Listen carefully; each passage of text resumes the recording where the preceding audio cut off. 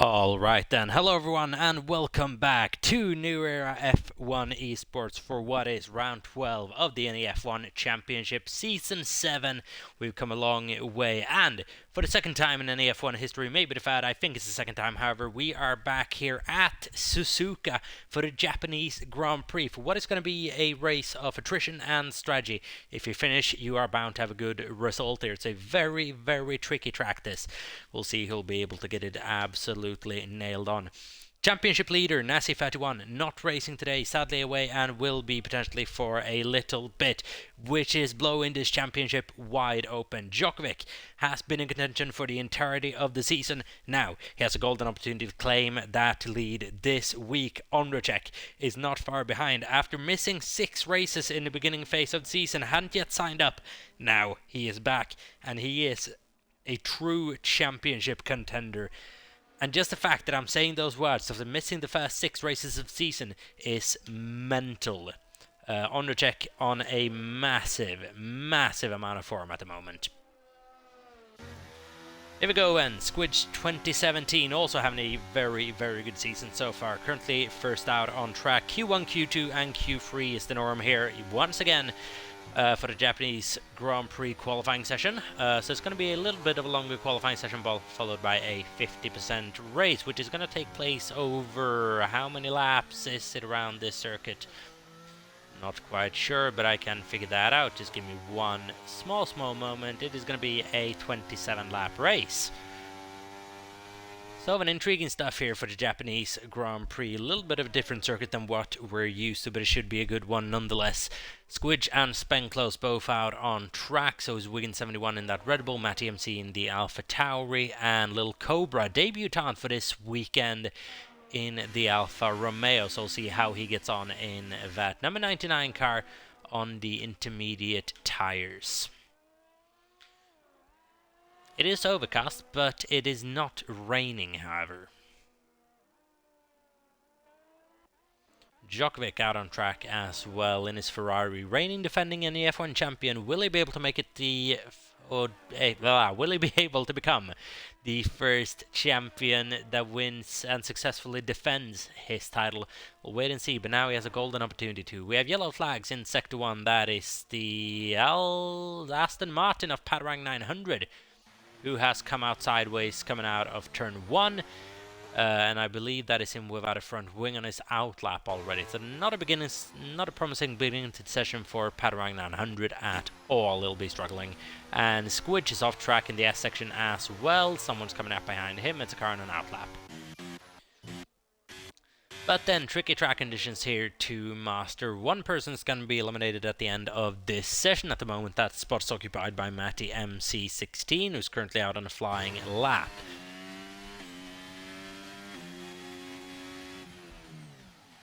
As NEF1 there in chat in the Twitch, cheering on his teammate ABT, all for the Constructors' Championship, because that's blown wide open now. If Ferrari manage to have a good result with Djokovic and Danny, may be able to claim a couple of points on them both. Matty with a new helmet there, pink, white, and maybe red by the look of things.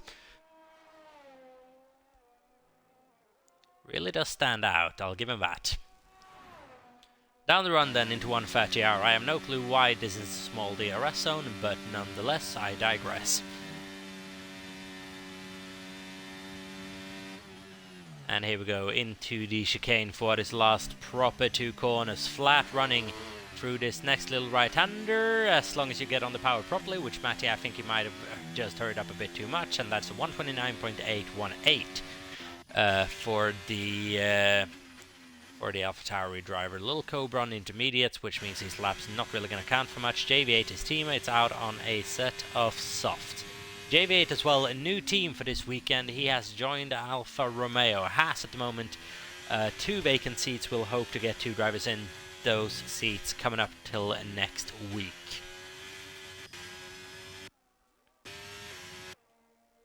Djokovic at the moment in Sector 2 as well, hunting for a little bit of time.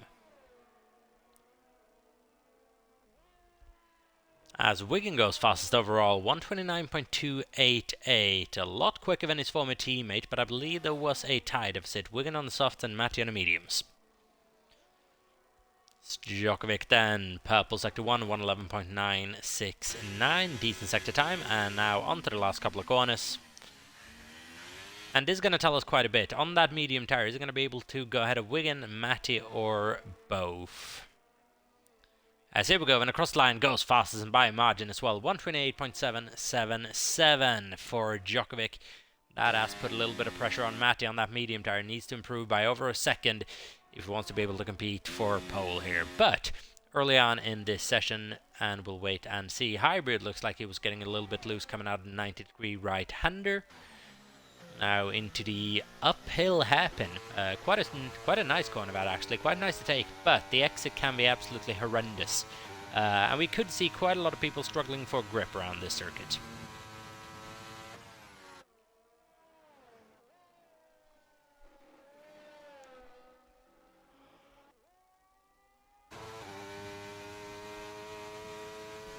So here we go, 11.5 minutes remaining in this session, so still a long ways to go. Most people haven't set a time yet. We have Squidge getting on the board there with a 129.333. And Hybrid then's going to get himself on the board as well, on a set of soft tires, mind you, so it is going to be slightly inflated to the top runners, but a 128.876, a very, very good time, 1/10 slower behind Djokovic exactly. Puts him up into P2 and safely through into Q3, you'd reckon. Q2, sorry. Q2. It's been a while since I did this now. Full week without using the English language. Here we go, then. Spen close coming into the sweeping left-hander that just closes out Sector 2. And nice and tidy as Jamar goes quickest overall, 28.503. We're still awaiting the first outing of Ondrejek in this session, but that is coming up.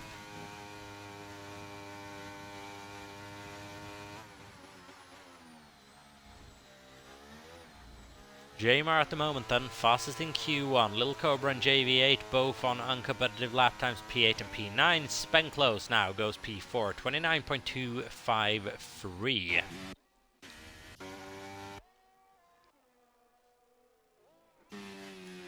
No Larks at the moment out on lap as well through that spoon corner. Now yellow flags in the majority of the track. Quickly disappeared. And down to 130R. Absolutely flat for this left-hander. If you can't, you've got the setup all wrong.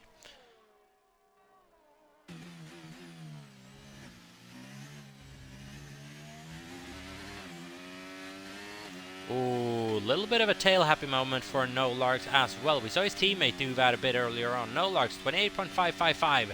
Good enough for P2, not far off Jamar that at all. And the question is, if that little bit of tail wagging coming out of the last corner, or coming into the last corner, I guess you could say, did cost No Larks provisional P1 there. Yeah, and it's a man we are expecting to see on P1 at the end of this lap. Djokovic at the moment though, 28.777 on a set of medium tires, so not a guarantee. We'll see how good Ondrejek is around the Japanese Grand Prix circuit. But he has taken a liking to every single track he has raced in NEF1 so far. Ever since he joined, 5 straight Grand Prix wins. It is an immense record for Ondrejek at the moment. Still unbeaten in the Grand Prix ever since he joined back into the league. Will that change today? Nasivan, the majority of the competition, is not racing. The job at the moment would fall on Djokovic. Ondrejek at the moment as well now with an opportunity to break the NEF1 record set by Matty in Season 2 of the most consecutive wins. He's already equalled it in Spa last week out. Now he has a chance to break it and give it up to 6. Here we go then, Ondrejek, round the final corner. Is he going to go fast out of anyone? Yes, he is. Not by a lot, but by a little. 28.477, 3 times quicker than Djokovic on the same tire, and that is a worrying sign for Djokovic. Needs to just hurry it up a little bit. 3 times of a second then. Not impossible to find, but around this circuit might be a bit tricky. A BT on the set of softs.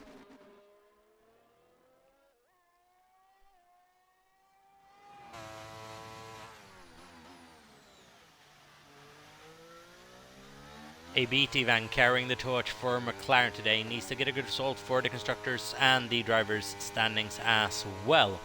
Having his best season in the NEF1 so far, ABT looks statistically over the course of the season. We'll have a look at that standing in a little bit of time, probably between qualifying sessions. But having a merry little year, let's see if he can rack up a win or two over the second half of the season. Only one outside of Nasi, Djokovic and Ondřejk to win a Grand Prix this season. That is ABT.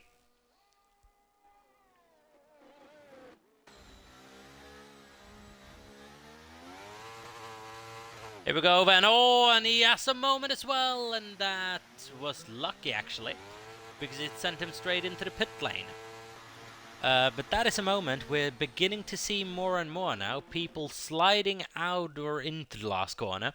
And yeah, just losing control at that place. We've seen Matty do it, we've seen Nolax do it, now we've seen AB to do it. So, quite a regular occurrence every now and again, it seems. We'll keep our eyes on that. Djokovic at the moment's out again.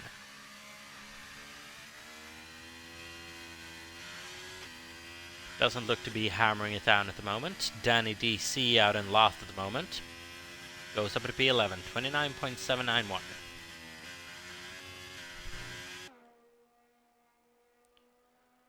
Which means pressure on Iwatts, BT and Patarang. JV8 has managed to get a good lap in as well. Just looking at Little Cobra currently down in last of the runners. Looking at his teammate then, JV8 behind Squidge, not by a long shot. 29.379. Really handy lap that by JV8 actually. Really handy lap.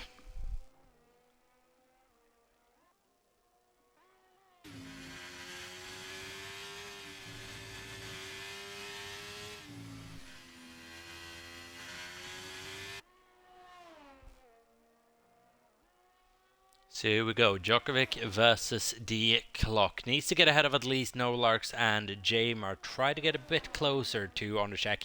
This is going to be the same tire that he set his initial run on, surely. I think it's, you only get one set of mediums, if I'm not mistaken. So my controller batteries are low. We'll have to take care of that in the mid-qualifying break.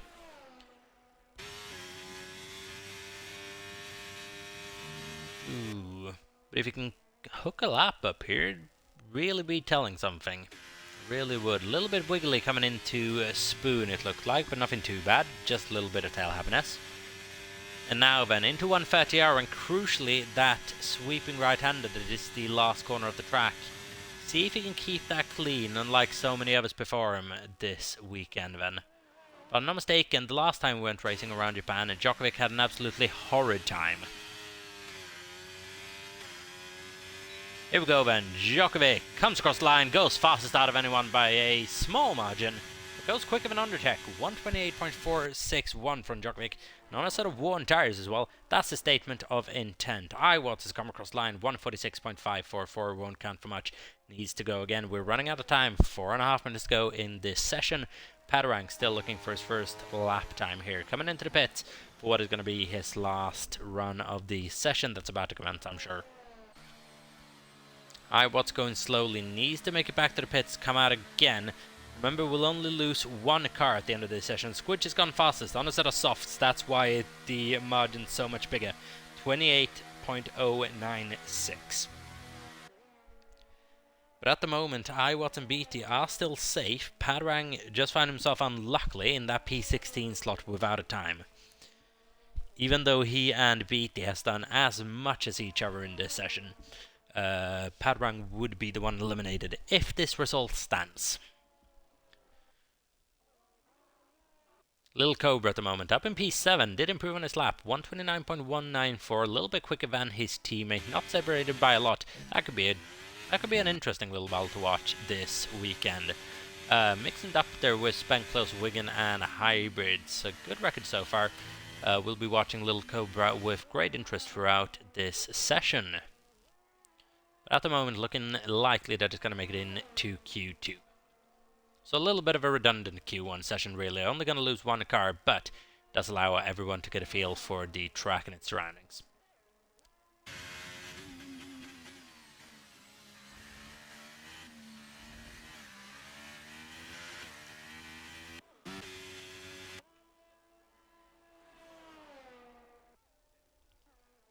So we go then, BT and Padarang. Padarang's coming out on track just now, then pressure on a BT. Needs to get a time in. iWatts needs to improve as well. Not safe one bit with that lap time. Matty Danny also in the danger zone. 29.7 and 29.8 respectively needs to come out again. Matty is coming out again. Nolarks has retired, opting he is fancying he is safe from elimination, and I very much agree with him.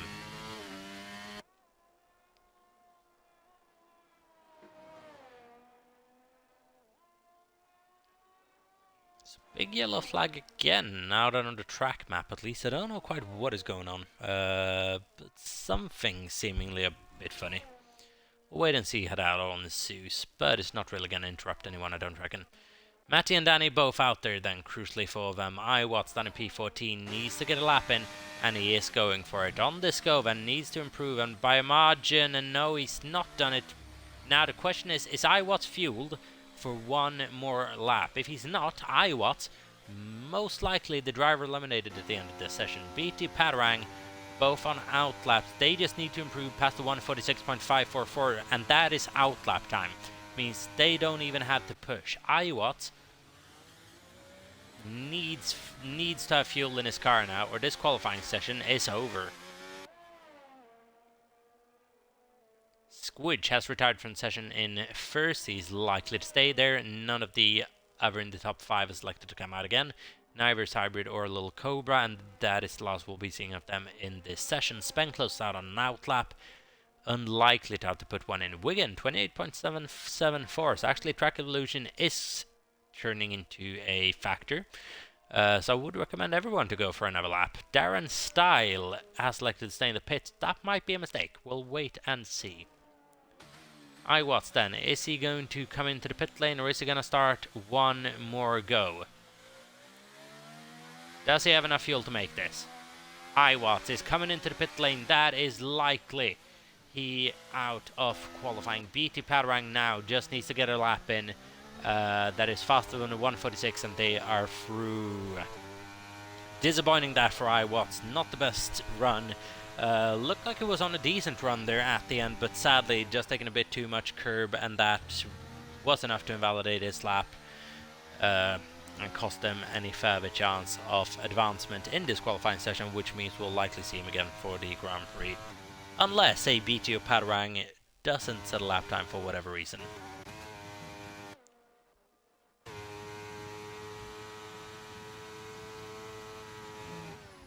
To be fair, I don't know if the 107% rule applies.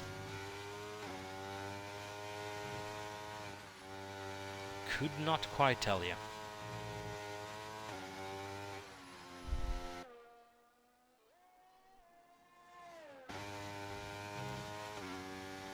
So Padarang then has advanced past iWatts. It's 130 point nothing for Padarang. Matty Danny currently out on track as well. Crucial for AB to just get a lap in now. Doesn't really have to push at all. Just needs to get a time on the board. Or else I reckon he's going to have a slightly upset teammate, because Japan is one of those tracks where you don't really want to get your hands dirty whilst doing overtaken. So BT, if you don't want to be frightened of your teammate, I recommend you get a lap in here. Looks like there's not going to be too much hassle. Matty has improved up to P7, 28.616. Just that bit slower than his teammate and Jamar. Whilst Djokovic is going to end this session in P3, de facto leader, I'd say, in terms of pace. But Squidge and Spenclose, it's a Williams 1-2. A beat is going to come across for P3, 28.195, and that's a promising beat of pace from the McLaren. Might he be able to mix it with the top guys of Djokovic and Ondrzejczyk? We'll wait and see. But that is qualifying session over and done. Padarang just surviving elimination there at the end, but iWatts sadly is out of Q1, and we'll see him again for qualifying. For the Grand Prix.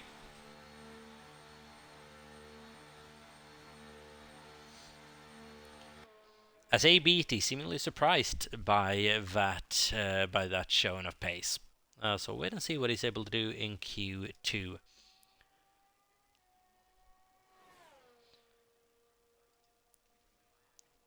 Now then, that nothing's going on for a moment, I am just going to break the connection for a little bit, switch out my battery so we don't have any mishaps during the Grand Prix, and I'll be right back.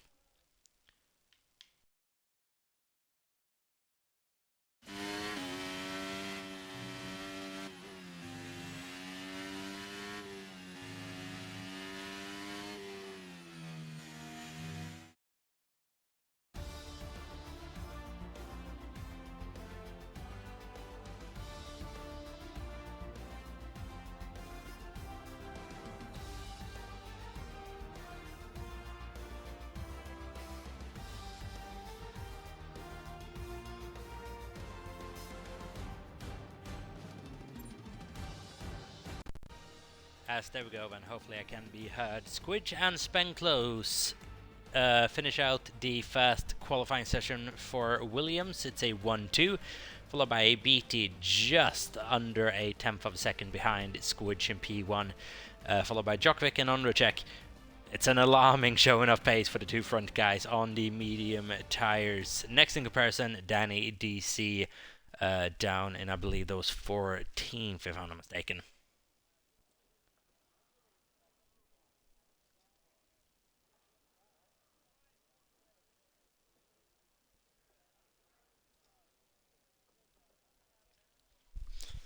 As here we go then for Q2, and now the interesting action is really going to commence. 15 drivers is going to turn into 10 in the span of 15 minutes, meaning P15 through 11 we're all going to be out at the end of this next quarter of an hour, and everyone's now really going to have to turn it on, because by the look of things, relatively close in Q1. Not a guarantee anyone makes it through really into Q3. I think we can put a lock on maybe the two Williams along with Djokovic and Ondrejek to make it through into Q3. Everyone else, I dare not make a prediction. Now soft tires are going to be going on all of these cars as well. So now it is going to be a pure showing of pace. No sandbagging whatsoever, even from the front guys. It is going to be as quick lap times as we're going to see all weekend. And the track conditions are looking slightly better now than they were at the beginning of this session. Looks like the sun is just starting to burst through the clouding that little bit.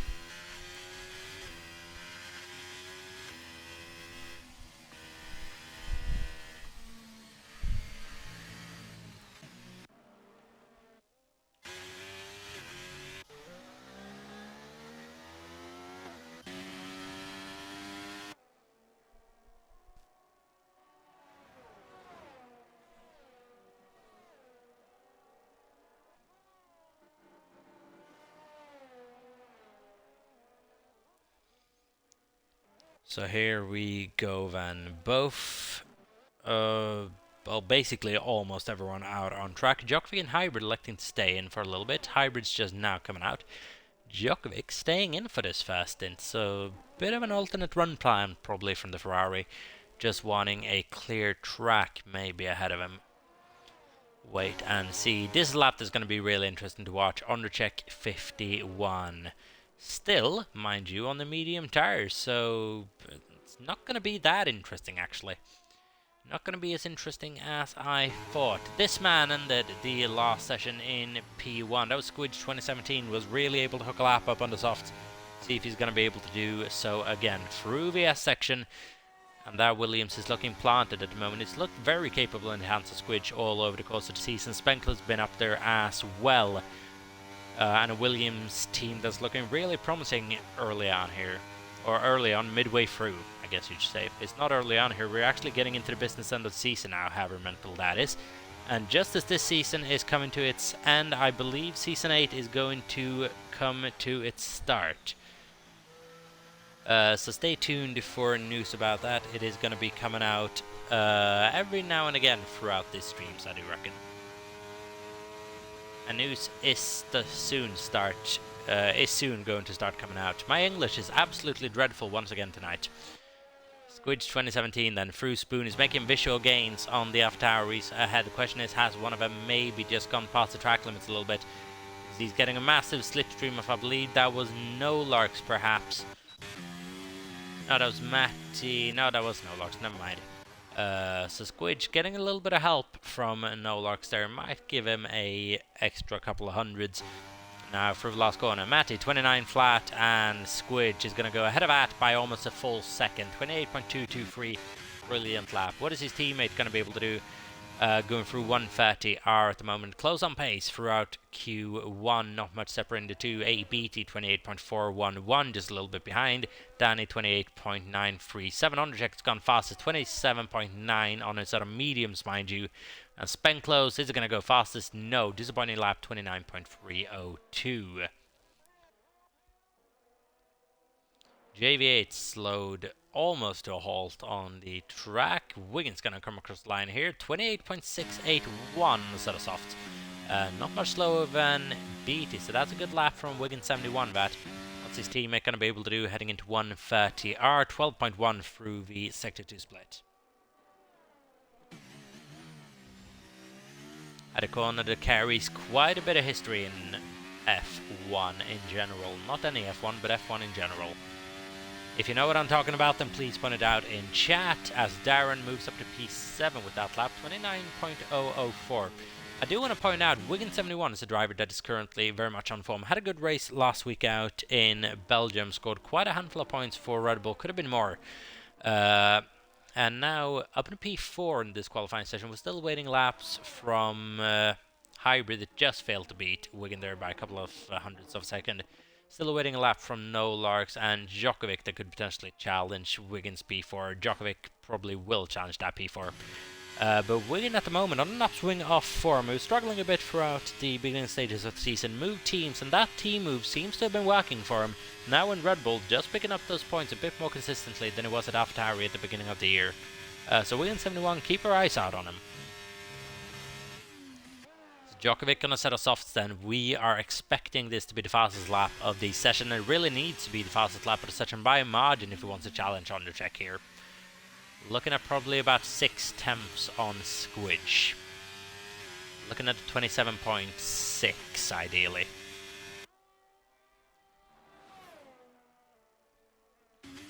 Through Spoon then looks incredibly slippy this, but the slippy laps also are the quick ones, and it looks incredibly controlled by Djokovic, must be said. Fast car in a straight line down to 130R, absolutely flat through here, heading into the last couple of corners. Let's see what he's going to be able to do through the chicane. Aggressive on the power. Now through the last corner van. Is he going to go fastest? Yes, he is. 27.580, very close to my prediction. And that is the fastest lap, and by a margin. But Undercheck still has one run to go on the soft tires. But I reckon he's not even going to need that to make it into Q3. With the pace they're currently on display on the sort of mediums in Q2, he's P2. Which is absolutely mental. Ondracek could be a difficult man to beat over the course, over the remainder of this season. We'll wait and see.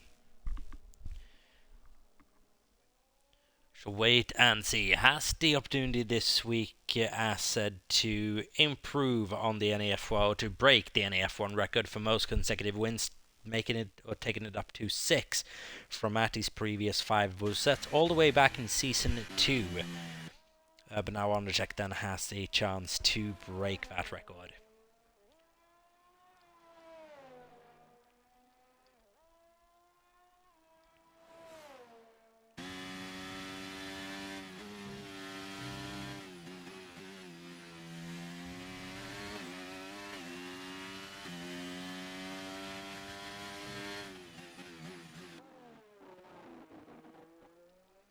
So nothing really going on at the moment then. Djokovic is on his in lap. Jay and No Larks on their out laps. Need to get a time in here 7 minutes ago. Both without a time on the board. Danny's coming out of the pits.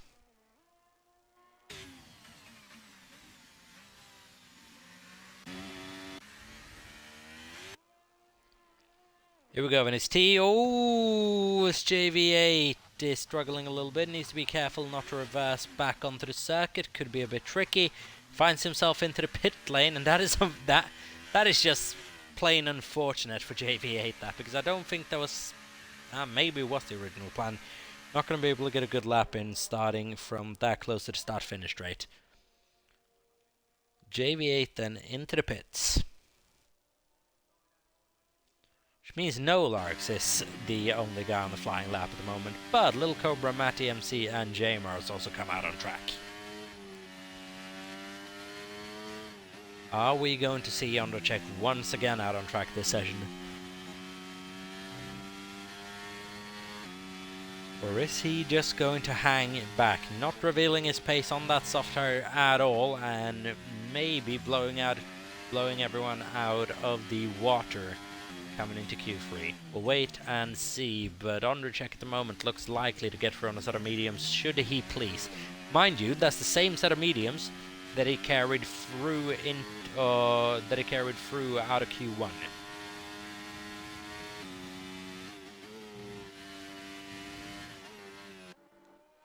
Nolarx looks to be on a decent lap here through Spoons, looked clean indeed.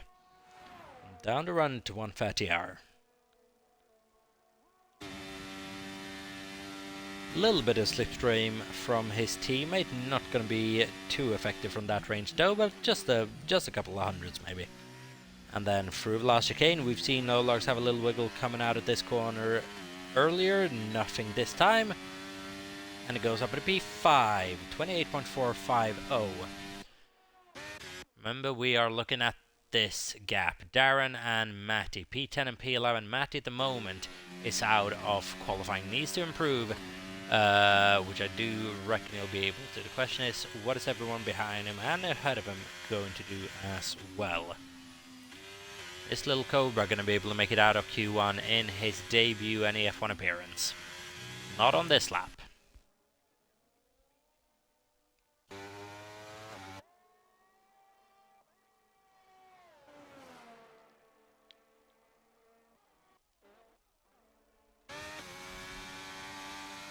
Jamar relatively close to that cutoff point as well. In P8, 28.735, 1,000th of a second behind Hybrid. So the margins really does matter, as I believe he just flies past Hybrid, as I was saying. Oh, that would have been Padarang, his beloved teammate. Jamar then comes across the line. What is he going to be able to do? Is it going to be an improvement? Yes, it is. Up to P4 for Jamar, 28.331. Probably solidifies his place inside the top 10.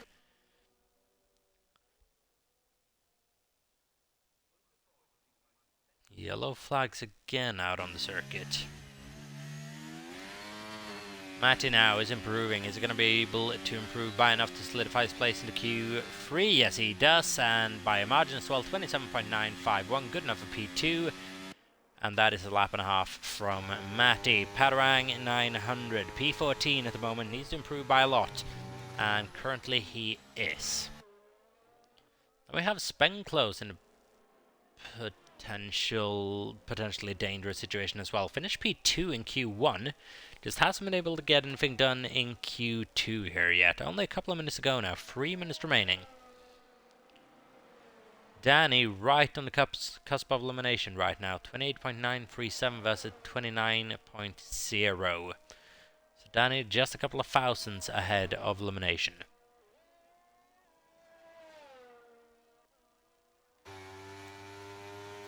Padarang has invalidated this lap, and now he's going to start feeling that pressure. Little Cobra still inside the pit lane, needs to come out again quite soon. JV8 needs to hook this lap up, or he is in a heap of trouble. Squidge has retired from this session. I reckon that's in the pit lane. Feeling he is safe from elimination, and I'm inclined to agree.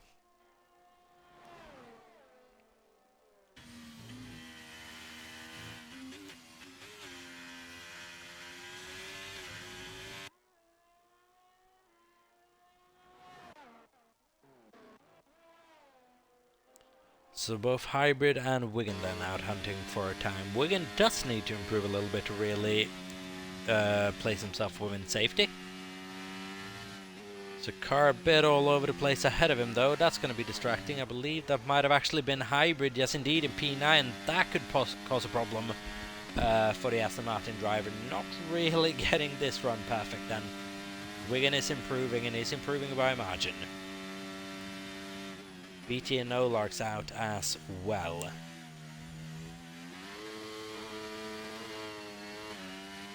Wigan, where's he going to be able to place that Red Bull? P5, just behind Squidge 2017. Would have loved to be ahead of him, but that is Wigan surely nice and safely through into Q3.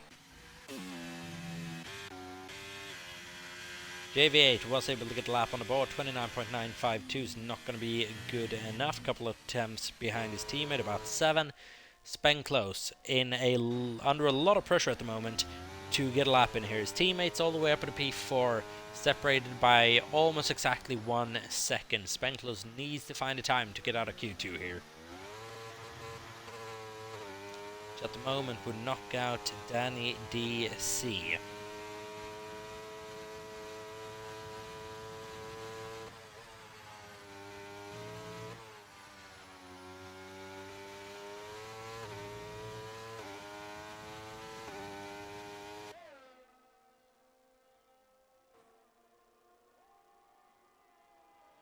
Here we go then, 1:30 hour with Spenclose. He's improving. He's improving by a margin. If he can keep this up, he'll be on for a good lap indeed. Needs to get a clean run through the last couple of corners. We're coming up to the line now. Only a couple of seconds remaining in this session. 4, 3, 2, 1. Session comes to a close. Spenclose up at a P7, safe from elimination. Danny needs to improve, but is he going to be able to improve by enough? Lil Cobra, Padrang and Darren with a chance still to make it out. Hybrid not been able to improve. His fate will be decided by what time Danny's going to be able to pull in that Ferrari.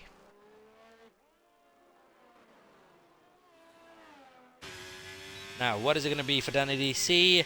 P6, 28.278, and he is safe from elimination, I'm quite certain. Nolarks needs to improve a little bit as well. Spenclose might still be in a little bit of danger. No, he isn't actually, because Darren and Jay has both crossed the line, not improving. That is Little Cobra then. Is he going to be able to improve up at a Q3? Knock down a BT at the moment.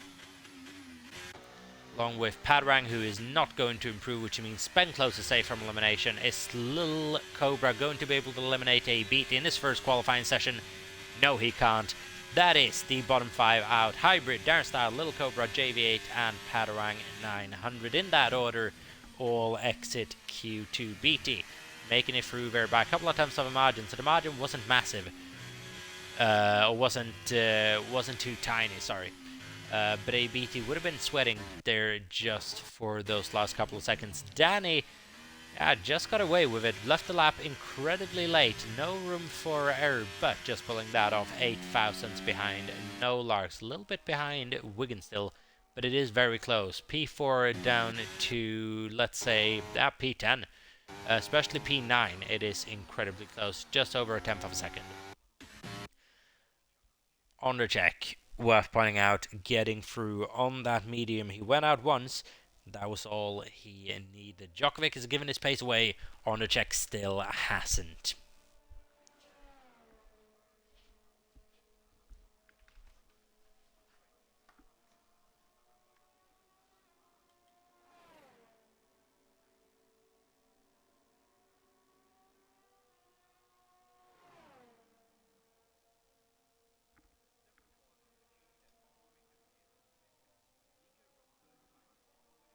So then, busy for the time being now. Heading into the top 10 shootout in just a moment's time. Then that is the most interesting part of these qualifying sessions. 12 minutes of flat out running to decide who's fast. And at the moment, Undercheck is looking scary. Only a couple attempts behind Djokovic, but on a worse tire. Matty involved in that conversation as well, ahead of Undercheck, but there is quite a tie deficit between the two, and a little bit of gap up to Djokovic as well, but still P2. Kudos to him. Djokovic, Matty, Undercheck is the top 3 of the session, then followed by Squidge, Wigan, Nolarks, Danny, Jamar, Spenclose, and ABT making it through there, also on a set of medium tires.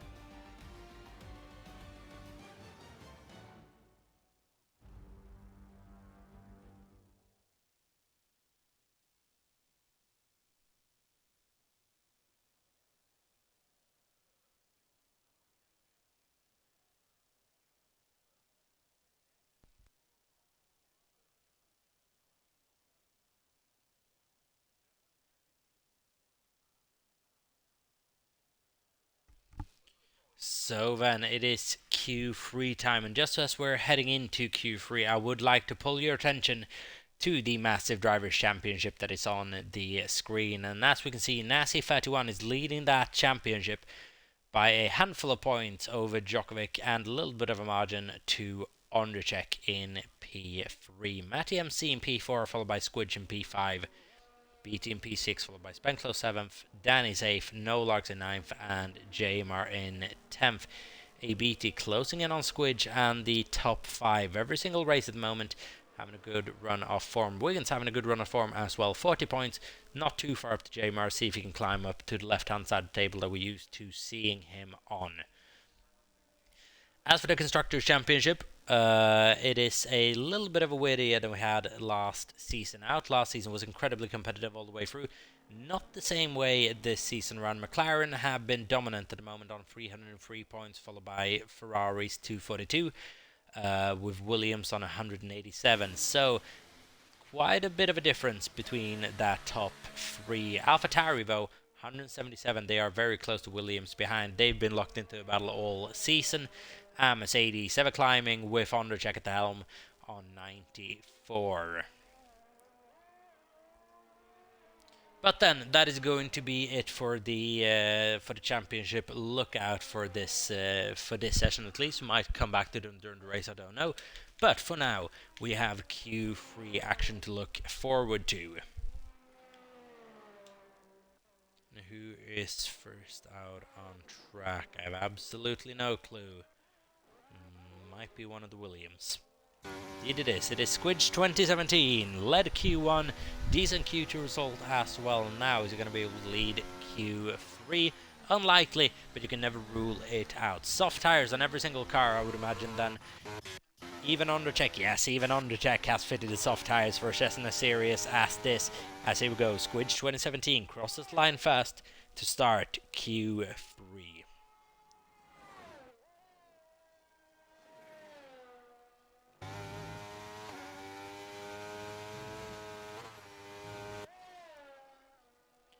In a Williams that is looking really good underneath this lighting, actually. Not a massive fan of that livery, but it's looking solid. And I believe I am going to have to become a fan of it, since it seems to be the one that Williams have kind of elected to go for as their brand now, really. It's not a sponsorship livery, it's just a pure Williams livery, isn't it? I really do miss the white Safina livery they had. I believe it was 2019, 2020 it was. After Rocket pulled out. That was a nice livery. The white, light blue and navy. Good looking stuff. Anyways then, Squidge 2017 followed by his teammate Spenclos on track. I believe there might be a car separating them. It is one of the AlphaTauris.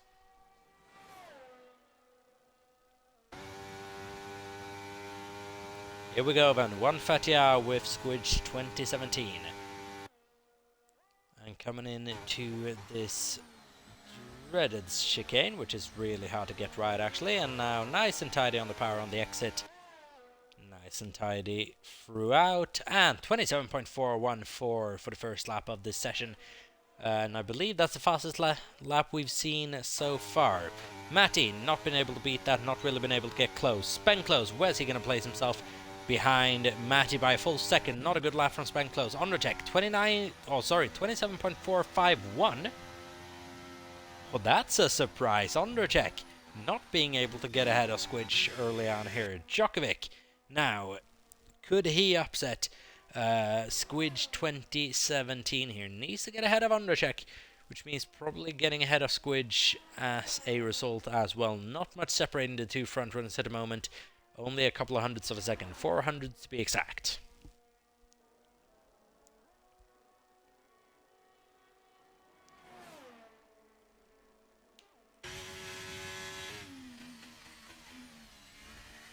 Here we go then, through the chicane, nice and tidy on the power. Needs to get a good run down to the last bend. And is it going to be fast out of anyone? No, it's not. It's only going to be good enough for P3, and Squidge at the moment, at the end of the first run, is on provisional P1. Now, if you'd have told me that heading into this session, I would have probably dismissed it, saying that Ondrzejczyk would blow it out of the park, but he's not really. The question is, as he had a bad run, Or has Squidge just stepped it up massively pace-wise this session? It's going to be incredibly interesting to see what happens in this second run.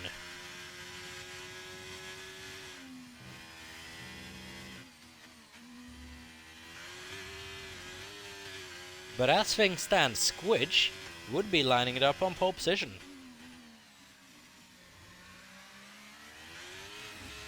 Now that's an interesting one. No Larks wasn't able to get a time in this session either, and for crying out loud, ABT, why are you out there on the sort of wet tires? Honestly, man. With the amount of slander I put you through, you can't go out in Q3 on a set of wet tires and expect me to not point that out. What on earth, ABT? Yep, Jamer, I'll work on getting you that invite in just one moment.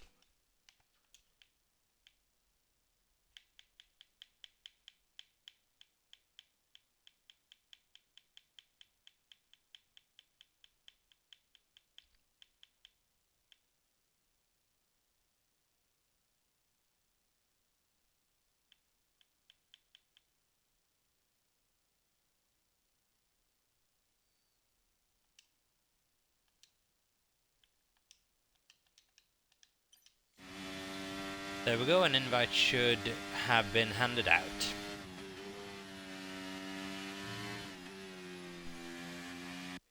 So then, No Larks is out on track, has the track all to himself for the time being.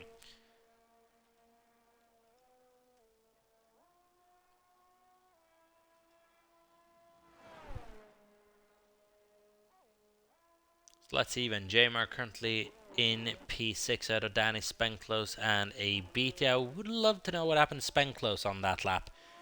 Shown an excellent level of pace, and now all of a sudden 1.5 seconds behind his teammate. Doesn't really make sense to me. Wait and see what happens. Still one run to go in this session. A lot can still change. 4.5 minutes remaining.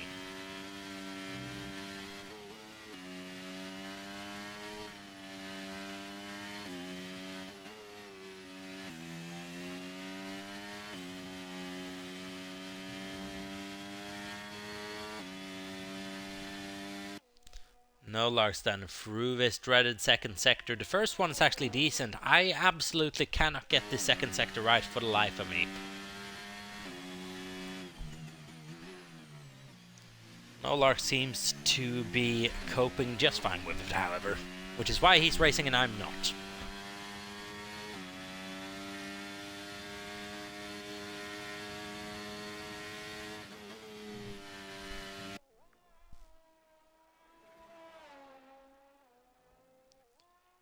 Through Spoon then with No Larks down the run into 1:30. Sticks to the inside of the track there a bit curiously. Just drifts towards the outside as we're coming up to the corner. Sweet apex, a little bit on the curb. And now down to the final chicane. Needs to get a good run in here. Might be the only opportunity he is going to have this session. Needs to nail it. Now what is he going to be able to do? Just behind his teammate by a couple of hundredths of a second. 10.5 actually. No Larks goes up to P5. Has left him vulnerable to track evolution though, this run plan.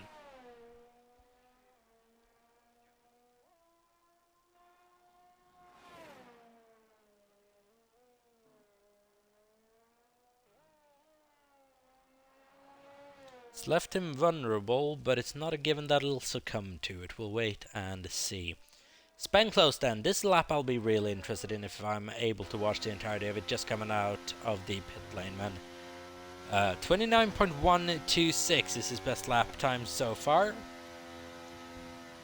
Which is quite a way behind everyone else, apart from a BT, but we're not even going to be discussing that effort at the beginning of this session.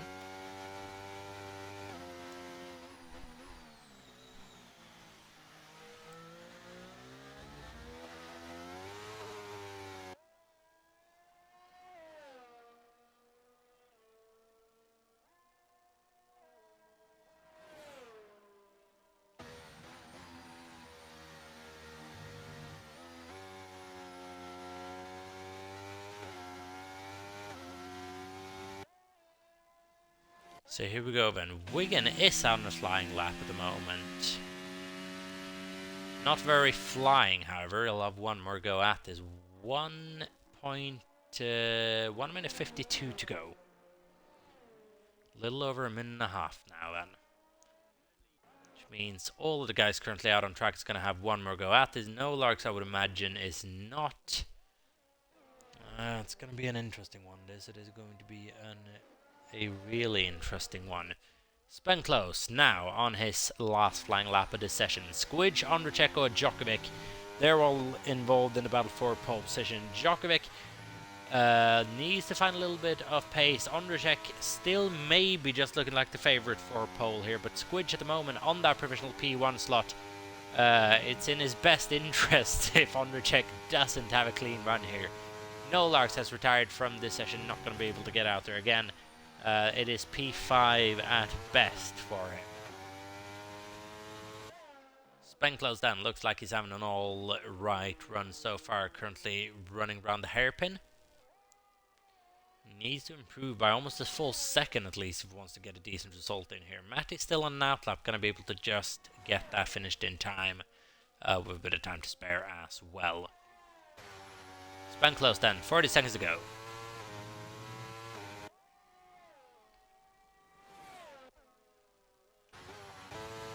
He's just trying to pick up the slipstream of a BT ahead of him. BT doing everything he can to make sure that no slipstream was indeed picked up. 20 seconds to go then. Spenclose on the run down to the line. Is he going to be able to improve and by how much? Yes, he does. Up to P4. That's a good effort by Spenclose. That's more like it. Now then, Squidge 2017. Is he going to be able to improve on this lap? On the run down to 1:30 hour. We missed most of this on board with his teammate. Not improving for the time being, but he is improving on his best sector. Didn't really have a good first sector by the look of things then, which means he is vulnerable to Ondrejek and Djokovic. Such a brilliant run for Squidge early on in this session. Is he going to be able to improve? No, he can't. Ondrejek, is he improving? Yes, he is. By the beginning of Sector 3, or the middle of Sector 2, sorry, Ondrejek is improving. Coming up to the sector split, Djokovic has gone fastest. Ondrejek is improving.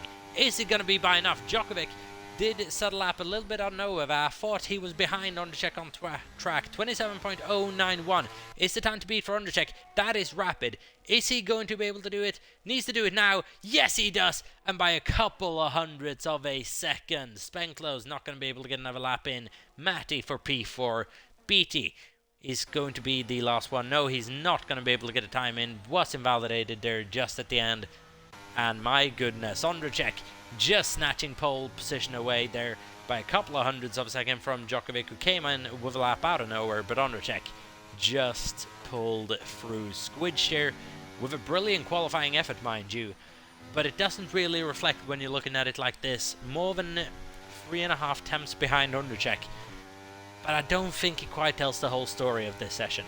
It's been a really good session this from Squidge 2017. Maybe deserved a front row start, but Ondrejek and Djokovic, they are absolutely clear of the rest of the field.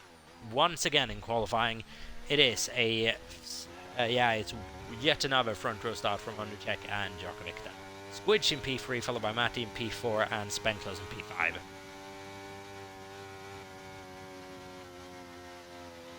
Disappointing session that as well for ABT, worth pointing out. P10 wasn't able to get a time in on the first run due to the wet tires, and then unable to get a clean run in on the softs at the end there. Squidge is complaining about his Sector 1 didn't really get up to the pace where he wanted to because he was improving on his personal best Sector 2. So it did probably get ruined in the Sector 1. We saw him weaving a bit all over the place in Sector 3 as well, so probably given up by that point. And that is front wing damage for ABT actually, so something's gone on there, and ABT is into the wall. But that is going to be it for this qualifying session at least. We're just waiting for BT to come across the line to finish out the session. But then we'll be going to a slight break until we get the Grand Prix going. Hello everyone watching, hopefully you're enjoying this as much as we are. Please stay tuned in the stream for the next couple of minutes. We'll be going to a quick break for all the drivers to just be able to breathe a bit, including me. I was fancying a bit of a glass of water and then we'll be getting underway with 27 laps worth of racing here around Suzuka for the Japanese Grand Prix. It's going to be a good one. Djokovic and Ondrejek once again. These two could now be the championship protagonists. We'll wait and see. Don't go anywhere because we'll be right back here in NEF1.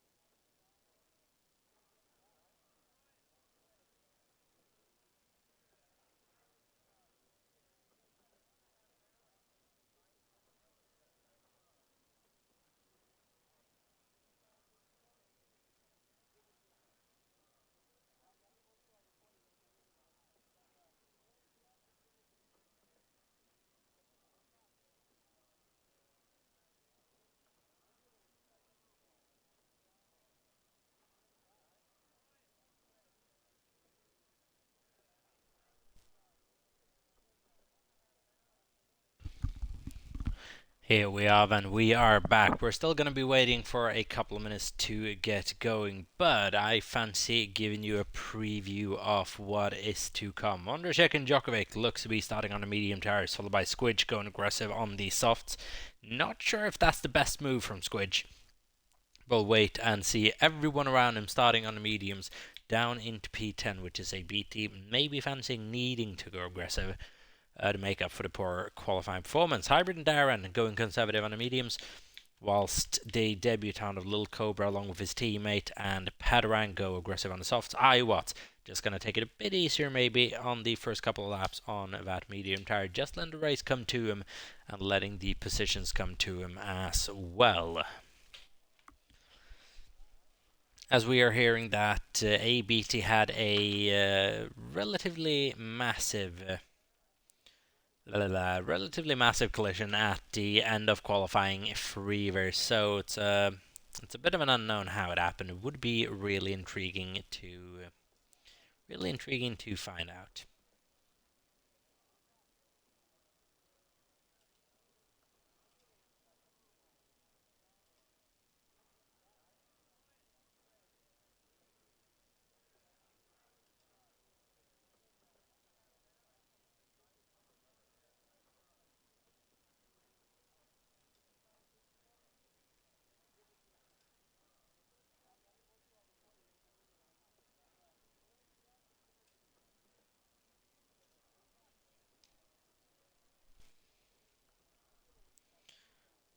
Say BT I would, but unfortunately for some reason I can't. It has to be someone who has the moderator privileges. And I have no clue why. I have absolutely no clue why.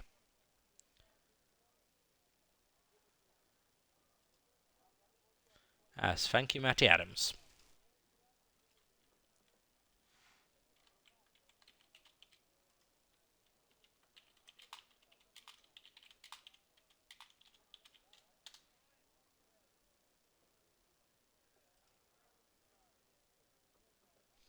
As there we go, the confirmation to start the race has been given. I'll be going in about 30 seconds time for 27 laps worth of racing around Suzuka for the Japanese Grand Prix. Special race this. It is going to be a really interesting one indeed, but we'll see how it all pans out at the end. You'll see how it all pans out. Thank you, Matty, for removing the little incident in chat as well, as you could call it. I absolutely hate those bots, and I have no reason why someone would even bother to program them, because who'd fall for it? Here we go then, Ondrzejczyk and Djokovic on the front row of the grid once again. Lose the same front row last week out. Squidge 2017 in P3, followed by Matty in P4, Spenclose in P5, Danny P6, followed by Nolarks, Wigan, Jamar, and ABT. That is your top 10. Japanese Grand Prix then does offer up a safety car every now and again, and usually a bit of rain around Japan as well. Not sure if we're going to get any this evening. We usually find out if there's going to be any rain ahead of time. We'll wait and see. Christina the Gamer, welcome into the stream. Hopefully you're having a good time cheering on Matty MC as you usually are. But then everyone has gone away well for this formation lap. 27 lap Grand Prix then. No sprint race this week out. But we're slowly coming up to the last triple header worth of sprint races. So a lot of points are going to be on offer at the end of this one. Next week we're heading to Singapore for the Singapore Grand Prix, which is going to be once again a regular race. Then Texas, Brazil and Vegas.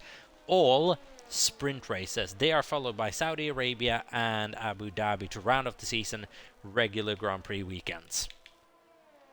But a lot of sprint races coming up then. A lot of points are going to be on offer. The championship is still wide open. And between these two, it is going to be an intriguing one indeed. Djokovic and Ondrzejczyk.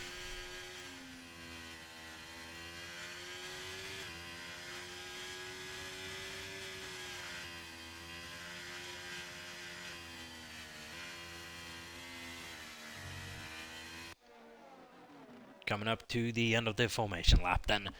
Ondrzejczyk P1, Djokovic P2. The run down to turn 1, not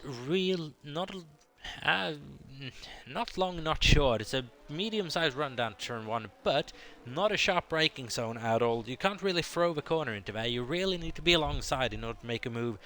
And there could be some fireworks at the end of lap 1, I do reckon. Maybe even into turn 1. We see it every now and again in real-life Formula 1 as well. Ondrzejczyk is pointing his car towards that inside, trying to cover off Djokovic immediately on the start. We'll see how that goes. Last couple of guys are lining it up on the back of the grid. I was in P16, following Padrang in P15. Couple of burnouts there for my Watts. Lovely bit of entertainment. As here we go. The lights are going to come on for the Japanese Grand Prix. We have 5 red lights in Japan. And it is lights on the way. We don't go quite yet. We're about to get on the way. There we go. Ondrzejczyk gets away well. Djokovic gets away better. And he is going to challenge down to turn 1. Is he going to be able to take the lead here on lap 1? It is soft tires for Ondrzejczyk, sorry. He has gone slightly more aggressive, but Djokovic still gets the better launch. Takes P1 away from Ondrzejczyk here at the very start of the Grand Prix. Not a lot going on apart from that. Jamar getting past Wigan. Other than that, very calm start here at the Japanese Grand Prix. Nothing really happening. No position swaps. No incidents.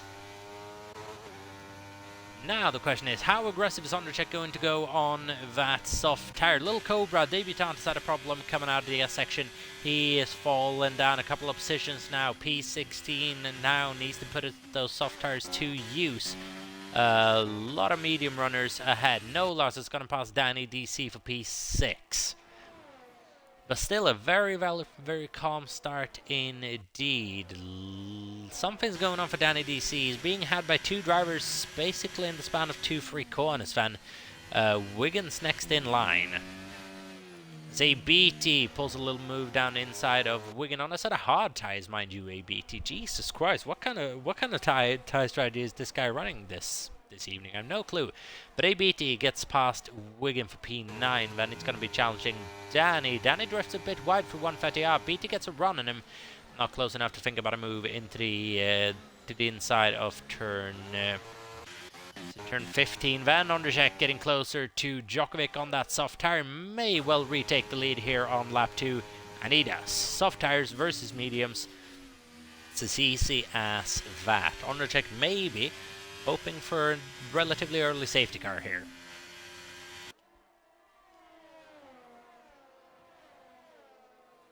So Van Onderscheck losing the lead there at the very start, but quickly reclaiming it. Djokovic now needs to run his own race here and let the race come to him. Can't really allow Onderscheck to run away with this one though.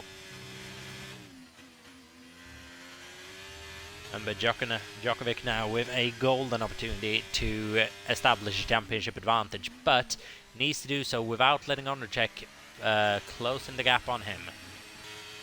See, Beatty has gotten past Danny DC. Two are doing battle into the into the hairpin. Danny coming out victorious in that little spat. Beatty just behind him, heading into Spoon though. Might he think about a move down the inside? He has a run on him. And down the inside we go. Danny drifting a little bit wide. Beatty still on that inside. And Danny has to surrender. Now run down to 130 and surely not going to be able to try around the outside, even if he is on that grippy tire. Dibs a wheel into the grass. Probably alters his momentum every so little. Tries around the outside, maybe into the chicane. Oh, is there room there? Beatty holds the outside. Danny not able to find his way past. Onderscheck, fastest lap of the Grand Prix so far. Djokovic within 0.3 of a second still as Danny's hunting down Beatty. Maybe around the outside in turn 1 is not the beneficial way to go. Beatty just leaves him enough room, but Danny not really being able to play with much fair. Beatty still in defense for a couple of corners now and remains in P8. Wigan just in the middle of this little train in P10 at the moment, and this is really halting everyone's race as well. Beatty's going to be loving this on the hard tires. Relatively close to Jamar still as well. So Beatty's placed himself in a beautiful position here. Spend close on the back of Matty as well. Matty not really able to hang with Squidge for the time being. That's a massive lockup from the AlphaTauri there.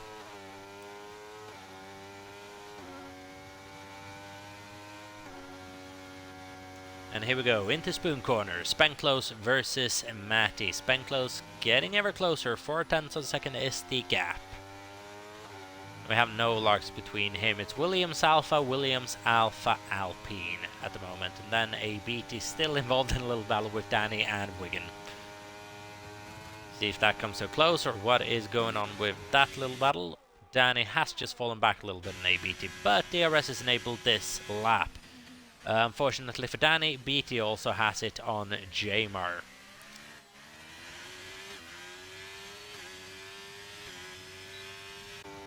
As here we go then, Spenclose flies past Matty, down the run turn 1 and takes P4, and this is looking like it could be a really good weekend for Williams if he can keep this going. Squidge and Spenclose, P3 and P4.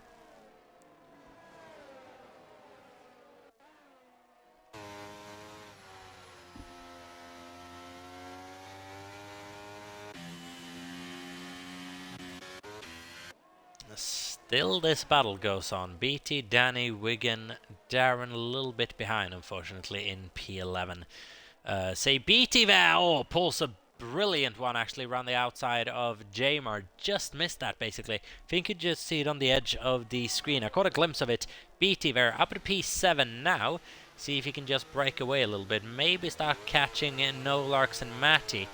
Remember, only on lap 4 out of 27, those tires aren't going to start wearing down too much quite yet, but there's a massive gap between No Larks and Beatty. If you look at the track map at least, there is a massive discrepancy.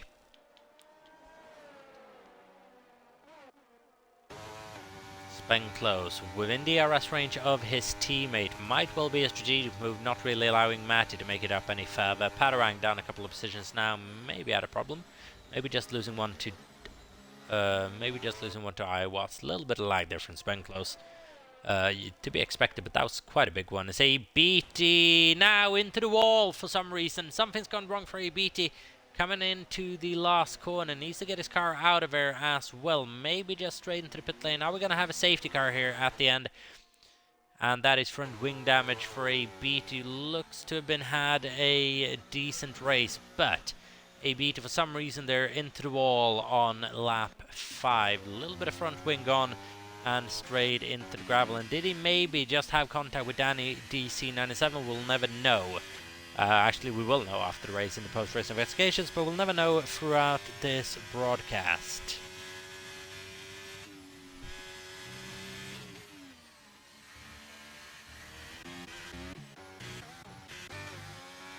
As maybe actually quite a bit behind as well as Felway Jamar. Has anything gone on between Jamar and BT? Wouldn't be the first time that those two have come together, and they were relatively close to each other on track as well. BT was catching Jamar. I had actually just gone past Jamar when this happened. So maybe the contact lies between them and not Matty and BT as I originally thought. Sorry, Danny and BT as I originally thought. Would it be the first time they made contact, as previously mentioned? Spenclose now really closing the gap of his teammate, actually. That's a bit intriguing. Ondercheck has broken away a little bit from Djokovic. 1.7 seconds the gap.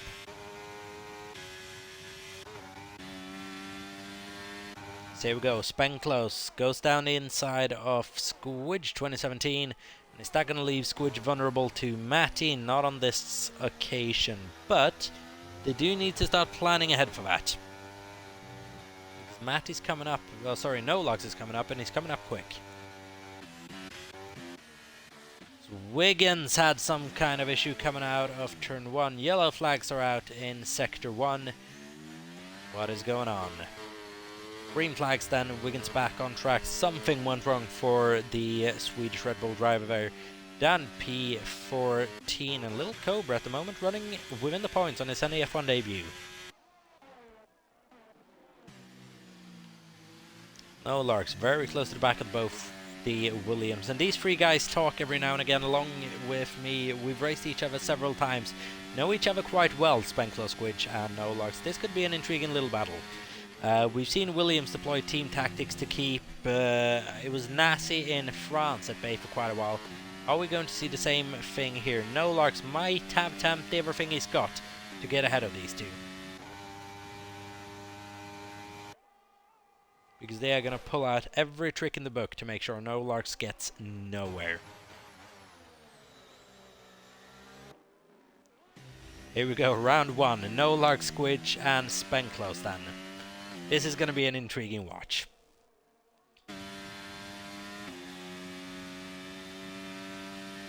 Round 1 goes to both the Williams drivers. Heading into turn 1, Nolas can't really do much.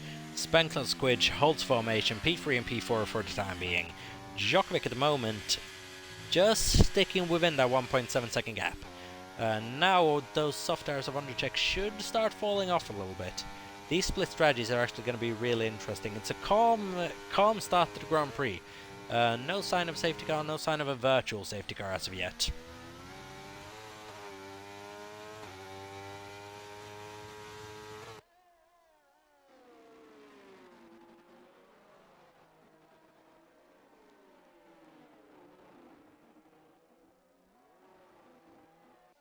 Spadarang very close to the back of iWatts at the moment, running just a couple of attempts behind. Not for a points paying position, but just behind Little Cobra at the moment, running within the points on his debut, as said. Maybe these two experienced drivers can just put that little bit of pressure on him, make him crack, take that last points paying position away. Darren Styles up in P9. Hybrid again running within the points in P8. Having a much better season Hybrid than he was last year out in Ferrari. Oh, sorry, Red Bull was Darren Styles, not Ferrari.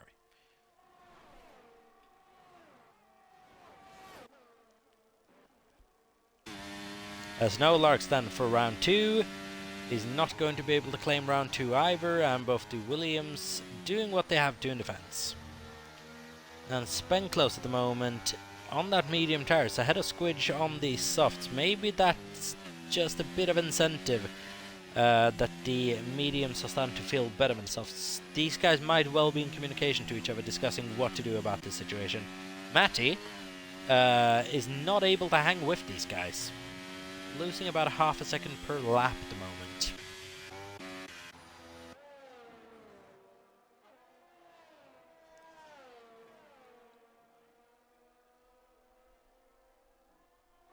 Looking at the two front runners, the gap remains eerie similar. Ondercheck just a bit ahead of Djokovic.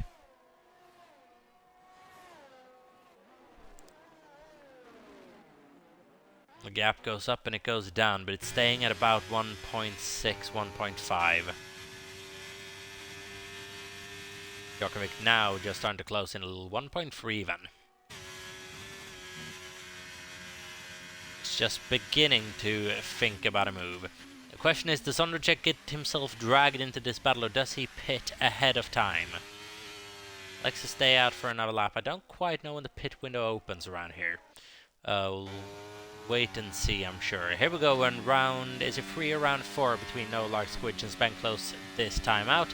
Red lights are flashing on the Williams, curiously enough, relatively early on, but No Larks can do nothing about this.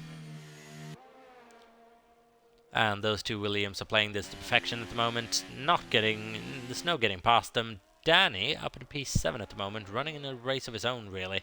Not contested by Hybrid, his former teammate, and not contesting Matty, his former teammate.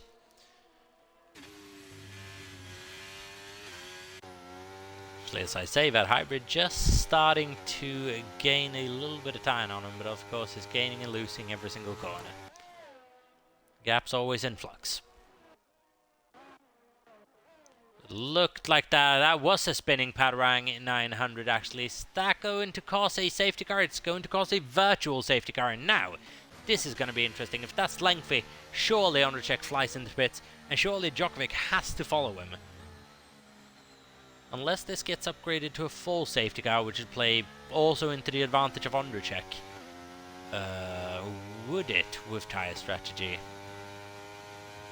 It's a curious one indeed. Djokovic will be praying for that to go green at about now. The question is, does Ondercheck dare to risk it staying virtual? There we go, green flag racing conditions. Lil Cobra, drive-through penalty, speeding under the virtual safety car. We are back to green flag racing conditions. Ondercheck getting a better safety car restart than Djokovic did. That didn't stay for long, but Djokovic will be mighty relieved that that didn't turn into a full safety car or anything else, because at the moment he has a strategic advantage over Ondercheck at the moment that I don't think he was expecting to go into this race with. I was quite surprised to see Ondercheck actually starting on that soft tire. Wait and see. Djokovic at the moment is carrying that medium into a nice operating window here, where it's going to start working a bit better. Something's gone wrong. Lil Cobra is out of this session on the apex into turn 1. That is lethal. What has gone on for Lil Cobra there? What on earth has gone on for Lil Cobra that has seen him out of his NEF1 debut, which has triggered a full safety car?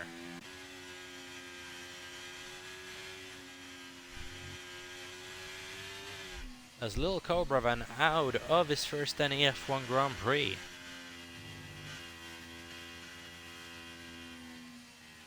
What has gone on there? We'd love to have confirmation of what actually happened.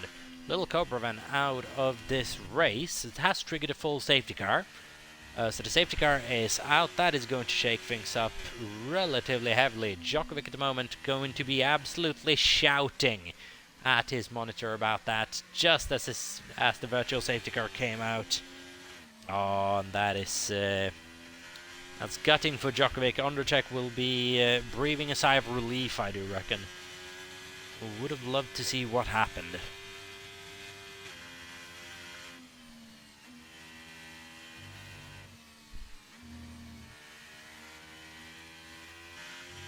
I would also love to see how he ended up there.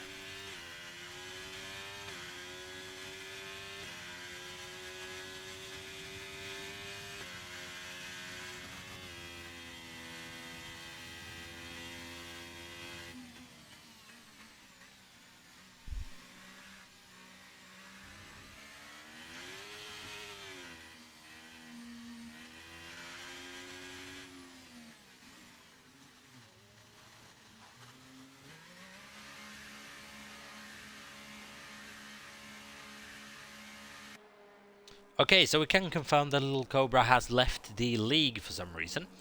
Don't have any more news except for that, so obviously something quite bad has gone on.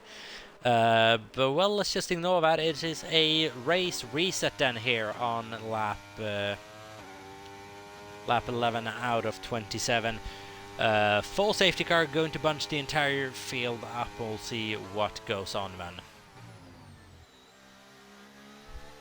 But this is shaking up strategy quite a bit. Ondercheck now on a set of medium tires. Djokovic electing to go for a set of hards, maybe towards the end. The question is, I'm thinking that you could probably carry a set of mediums 16 laps into this Grand Prix. The question is how healthy they're going to be at the end of it. Djokovic playing this one conservative. Everyone basically going on to the set of, or most people going on to the set of hards at this point. Ondercheck, oh, very aggressive on that set of mediums.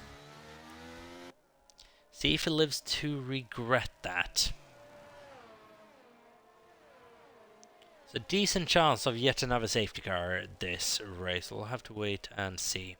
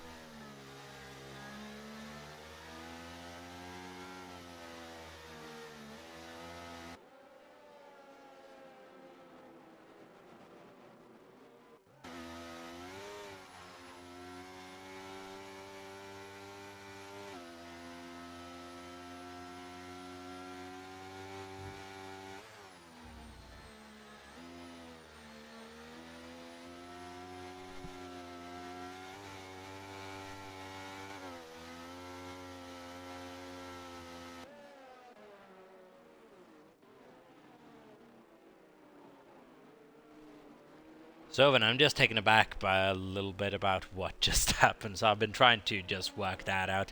On the safety car then, Ondercheck v Djokovic still very much ongoing, and it's not really a changed battle from what we had in the first stint. Ondercheck still going slightly more aggressive on the tire allocation than what Djokovic has. Djokovic going slightly more conservative than on to a set of hards that will carry him towards the end of the race. Ondercheck's tire is a bit more of an unknown. But as long as this safety car goes on, it does favor Ondercheck more and more. BT's trying to catch the back of the safety car. It's probably going to need one more lap to do. It doesn't look like the safety car will be in it quite yet.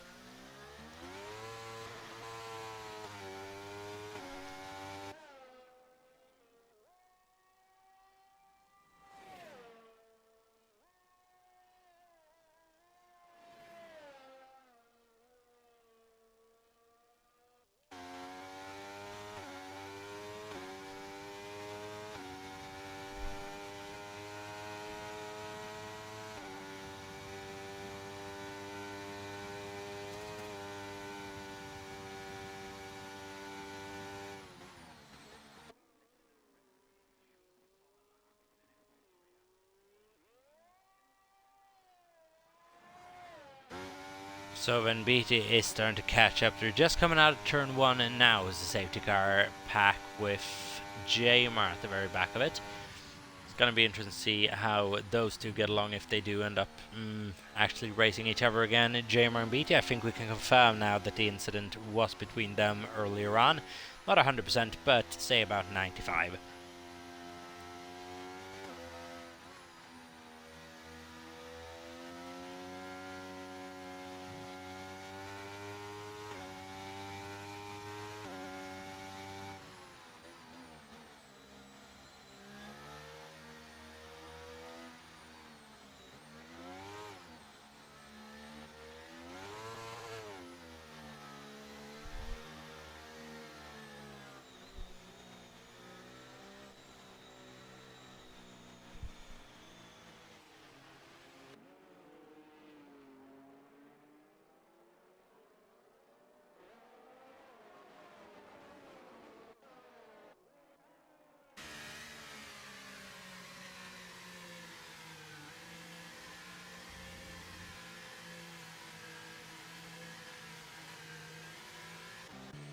So then surely now, the pack's all bunched up again. BT now back of the pack.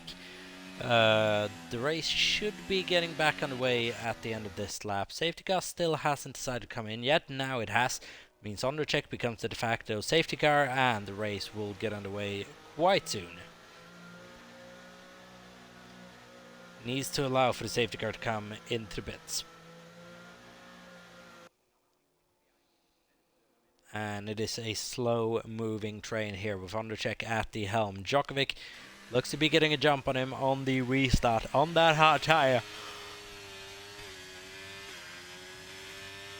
But Undercheck plays that to perfection, just doing it at the right time where he can use that softer tyre to get away better. And the race is restarted here on lap 14 out of 27. Less than half race distance to go. Undercheck might well have actually pulled off a genius stroke with that medium tyre. Wait and see. Bit of running to go. But that soft carried him quite well into this Grand Prix, and I would imagine Undercheck's done enough practice to know what kind of strategy would be viable around here. We'll wait and see. But the medium is going to fall off quicker than the soft, or the hards, mind you. And in terms of race pace, pure race pace, it looked like Djokovic's actually been the better of the two over the course of this race. So far, the race is still young. Padarang getting past JV8, JV8 getting passed by Jamer there as well. Now only a BT behind him, and a BT is going to try maybe into Spoon. 1.2 seconds of gap at the front. BT just hang back a bit too far.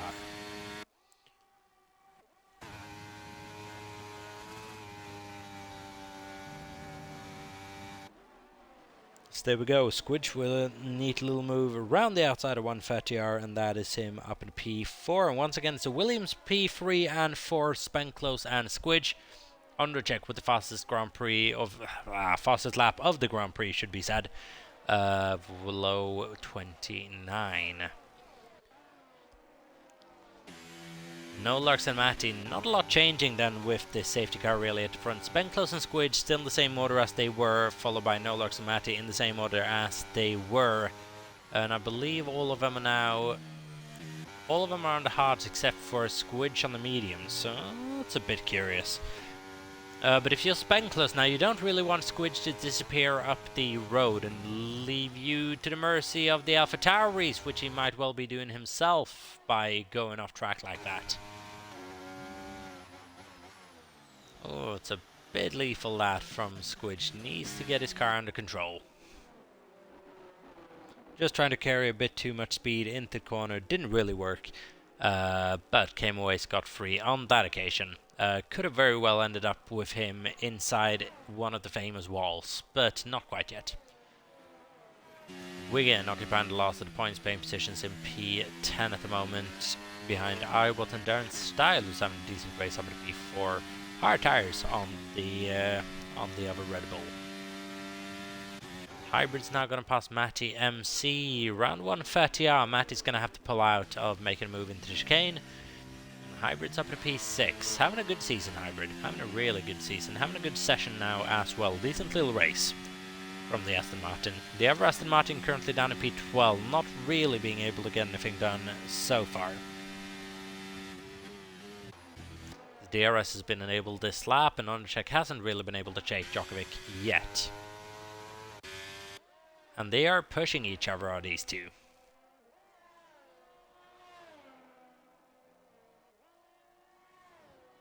Now the track that's not DRS crucial. Djokovic gets ahead of Undercheck. Question is he going to be able to stay ahead of him? It's an interesting one indeed. So Undercheck does have that tire advantage, but don't know how long it's actually going to be an advantage for. It does offer up more grip for a little bit. No Larks then on the back of Squidge and Spenclose. We've seen this before. I think we're coming up to about round 10 between these three.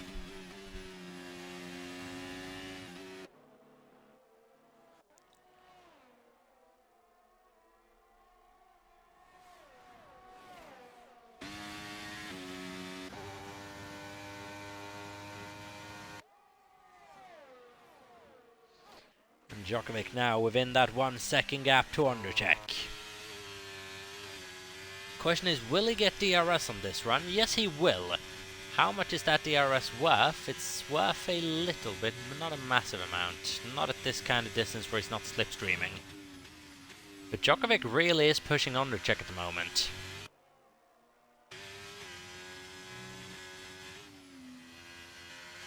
Still have 10 laps to go.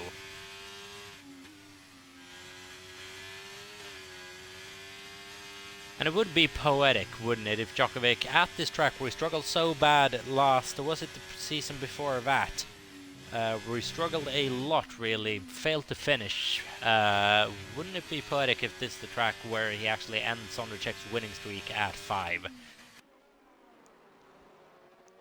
Almost a bit of a redemption story, and Djokovic and Nassi will both be... there's a decent chance that when Nassi comes back, that winning streak is still intact if Djokovic doesn't do anything about it here.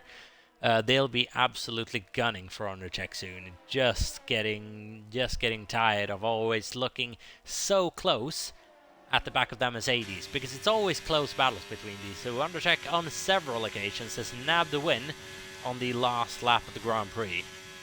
And I would imagine Djokovic would love to be able to do the same. But now he is getting closer. Ondřiček, is he having an issue? Because Djokovic is closing in, and by a massive amount as well. DRS enabled here. And now you can see him starting to gain a little bit with the help of the DRS and slipstream. Within half a second now, the two race leaders, within 0.3 of a second even, and now it's battle on.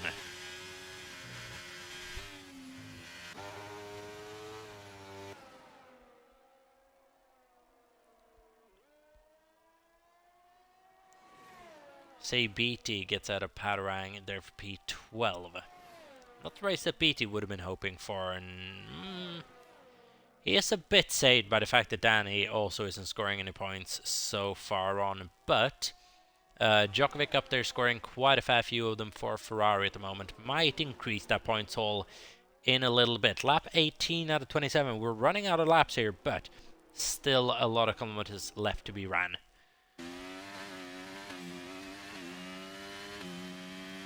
But this is going to turn into a frustrating experience too for Noel Larks, who is so close to both the Williams that have swapped positions, Squidge and Spenclose actually.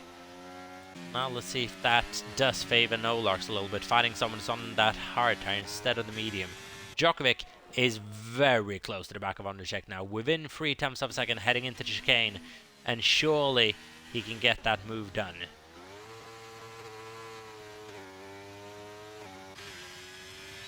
Question is, when will he want to get that move done? Looks like he might be doing it on this occasion.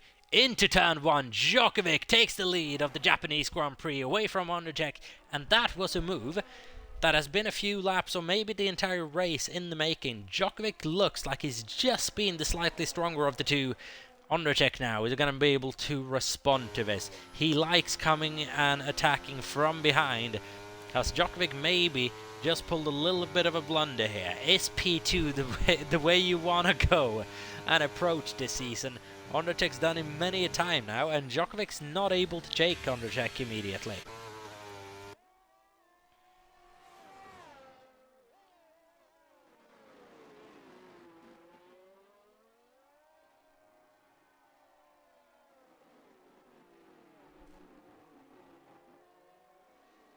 Interesting little battle this. Djokovic v Ondřiček. Half a second separate them both. Padarang gets the first time penalty of the race as Djokovic goes a little bit wide. And that is going to allow Ondřiček to take back the lead of the race. Now Djokovic once again in a position where he does have to do some attacking. Djokovic drifting wider, drifted ever more wide, and now very close to the back of the chicane again. But now, where is he going to be able to get by? Needs to play this one strategically now, does Djokovic. Ondřiček with the momentum, he is breaking away ever so slightly. So here we go, Noel Larks is right on the back of these two Williams. But I just gonna nice and neatly switch positions heading into turn 1, and once again, there's nothing Nolars can do about this, and this is gonna be oh so frustrating. He is getting to a point where he needs to try something, maybe even through the S section. Jamar and Danny doing battle as well, going through turn 1, and Jamar emerging victorious.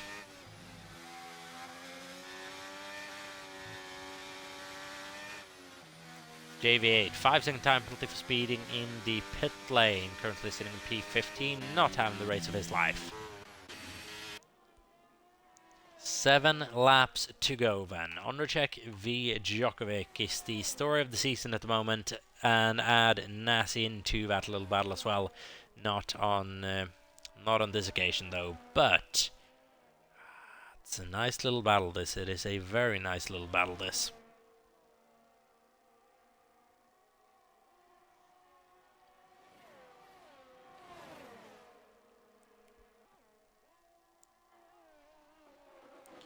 One-tenth of a second, 2/10 of a second, as we're coming up to the end of lap 20, beginning of lap 21.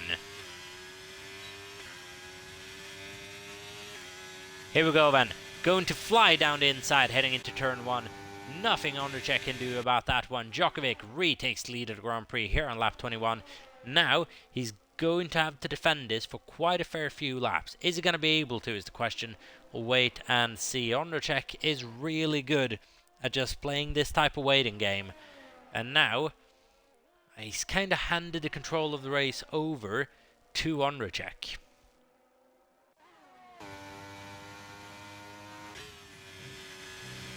It's got to be a patient waiting game now, this for Djokovic. He needs to keep his powder dry and play this one strategically. If Ondrejek gets past him at a select point, might not be the end of the world, as long as he does it on the right lap. And we've seen that type of battling for these two before. With Djokovic, just thought he was able to hold on, and in the end he wasn't. That got showcased on the last lap. So it's not the first time that these two have done battling like this. Both the Williams still ahead of the AlphaTauri, who have now swapped around. Matty has gone ahead of Nolarks, see if he can have any better luck in trying to break this little Williams train. Still very close between Wigan, Jamer and Danny.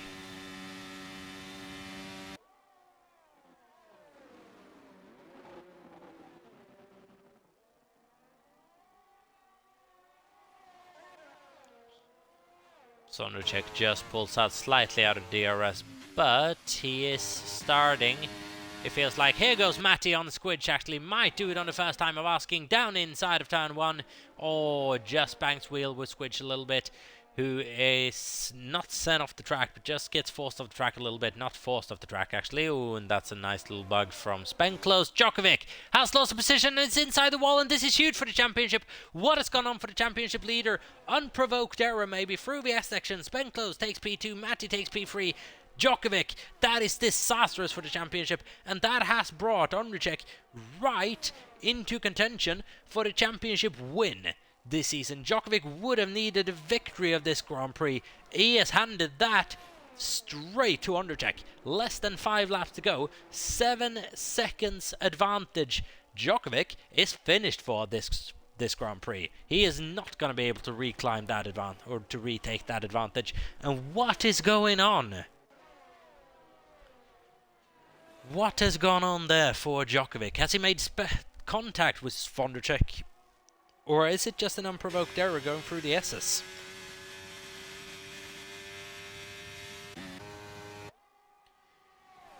Right then, now this has become an all-out fight for the podium places then. This is going to be a Williams 2-3, or is Matty going to be able to spoil the Williams party a bit?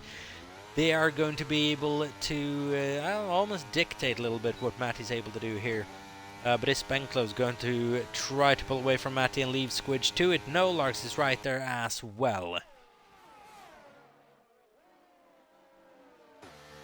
It's Williams Alpha once more. Then Djokovic in P6, huge for the championship. And BT will be breathing a sigh of relief. In terms of the Constructors' Championship with that result. What went on for Djokovic? We may never know, or we will know in the post-race investigations. It's one of those two, I reckon. But it seems weird that they would have made contact coming out of what I believe was turn 3 or 4.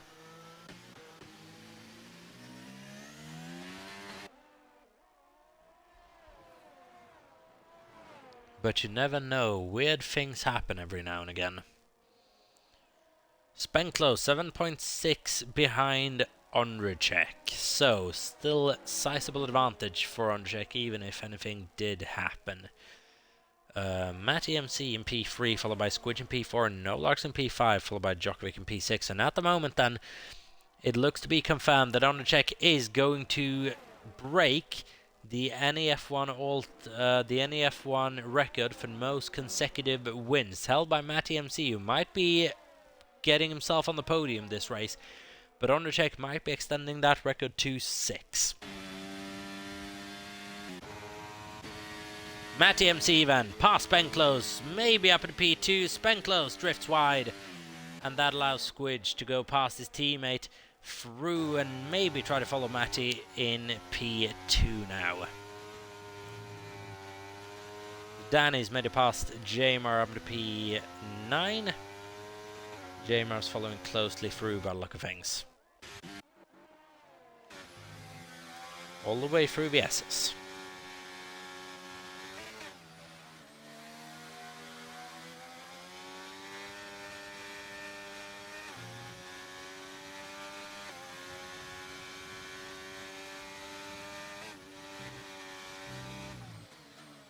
Harsh curbs around this track probably suits the controller nature of both iWatts and Jamar relatively well, but obviously the S's are relatively tricky when you're not on a wheel, so it's a bit up and down really with what you want to be on. Coming up to Singapore and Vegas, those are going to favour controller players relatively heavily. EBT right on the back of Darren Style as well. Djokovic has made his way up to P5. The podium is still on if he plays this one right.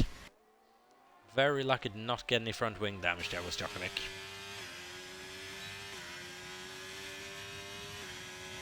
Needs to get past Spenklos on this go. Maybe around the outside in turn 1. Is he going to risk it? Nothing really to lose for Ondřiček. The two make contact, and what has gone on there? Djokovic getting a little bit of snap of oversteer, and he almost goes into the back of the Williams on the inside front left, or rear left, sorry. That was close between Djokovic and Spenklos. Can't afford too many calls like that over the course of this championship battle, because it is not over yet, even though Ondřiček will be pulling himself significantly closer with this result.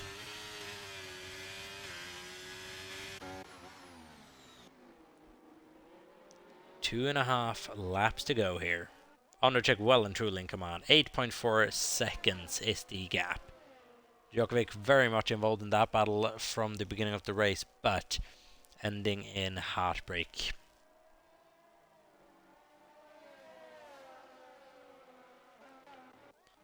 Something has gone wrong for Danny DC, who is parked on the outside of the track in that Ferrari. Not a good weekend for Ferrari this at the end, both off the track with a minor excursion. Danny down to P11 and now points, looking hard for the Ferrari driver. iWatts 2.3 behind and closing a little bit while Danny gets the marble off his tyres. Then everything happened with Jamar once again was an unforced error, maybe coming out of Sector 2 or coming into Sector 2.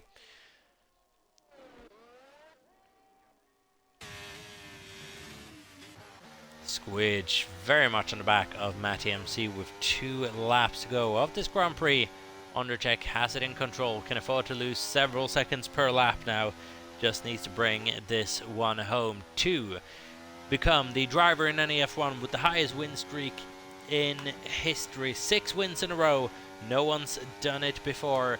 Ondřiček is most likely going to do it in Season 7 here on the first 6 races back with Ondřiček in NEF1. He might well take them all.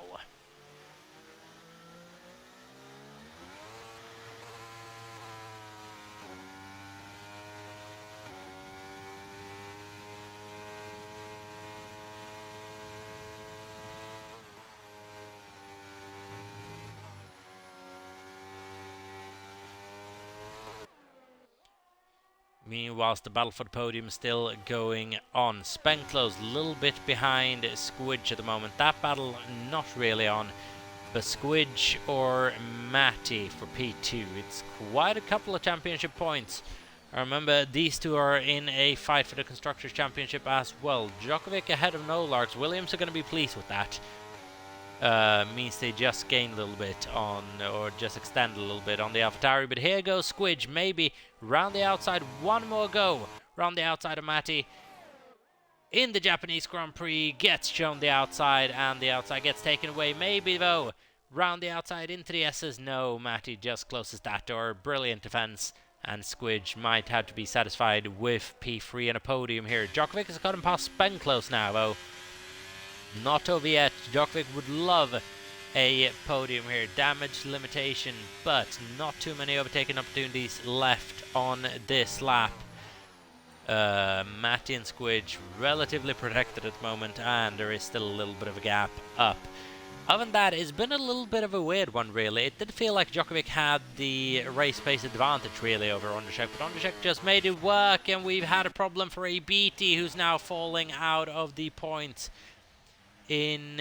Was P7 I believe, now P10. Actually there's a massive gap down to Batarang, so he's going to be able to survive inside the points anyways. I believe a couple of people have pit for fastest lap. Danny has, Levi Watts has as well, maybe even Batarang. But it is not going to matter because records are made to be broken. Ondřejek did everything right today. He outplayed Djokovic, and now we have the driver with the highest win streak in NEF1. His name is Ondřejek. It took a lot of seasons to beat Matty's record from season 2, but Ondřejek did it on the first time of asking. Matty did what he could to stop it, ironically, in P2, but not close enough. 8.6 seconds was the gap in the end. Squidge with a brilliant podium there for Williams in P3, followed by Djokovic and Spenclow's P4 and P5. Nolarks ended up P6 after a brilliant drive. A couple of points for Hybrid as well. Jamar with a few points for Alpine. Darren is having a better second half to the season than the first one, along with ABT, who gets a solitary point really, but something went wrong for him on that last lap, so heartbreaking stuff still for ABT. Someone is going to claim the fastest lap here at the end. Might well be Danny if he can hook a clean one up. Fastest lap does go to Danny DC97, and the sole point there for his efforts.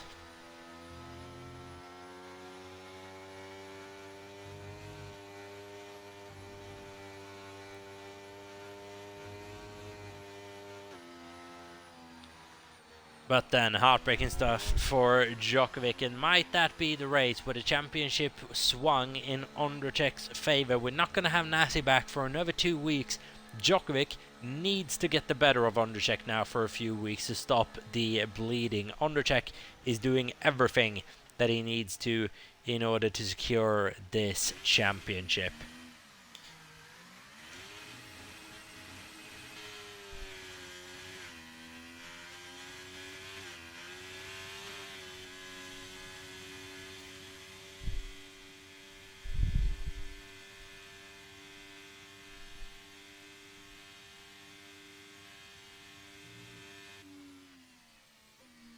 And great sportsmanship going on in Discord as well between Djokovic and Ondřejek, congratulating each other after the race. It was a really nice battle watching those two go at it for a couple of laps.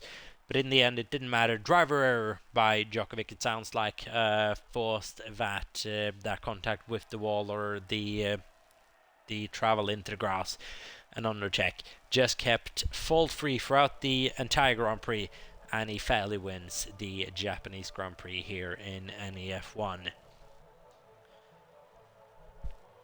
Now then, brilliant display once again, and next week coming up is going to be one that I'm sure ABT is looking forward to a lot. We are heading to Singapore, but first let's just look at those race results once more. Danny with the fastest lap there right at the death of the race, not convincingly, but the fastest lap still could have still gone to Ondřejek. The gap wasn't big there in the end. Matty takes P2 after undercheck, then followed by Squidge, Djokovic and Spenklos. Nolarks with P6, 8 points, then another 8 points to Aftari, followed by a 6 points for Hybrid and Aston Martin. Jamar in P8, followed by Darren in P9, and EBT finished where he started in P10. But then, lads, that is going to be it for the Japanese Grand Prix in NEF1. I really do hope you have enjoyed it. We'll be back same time next week for the Singapore Grand Prix regular qualifying session. Once again, it is going to be one of the longest races on the NEF1 calendar. So stay tuned for that. It is going to be an exciting one around the streets of Singapore then. Not often that we go racing at the street second in NEF1, but it is going to be a nice one.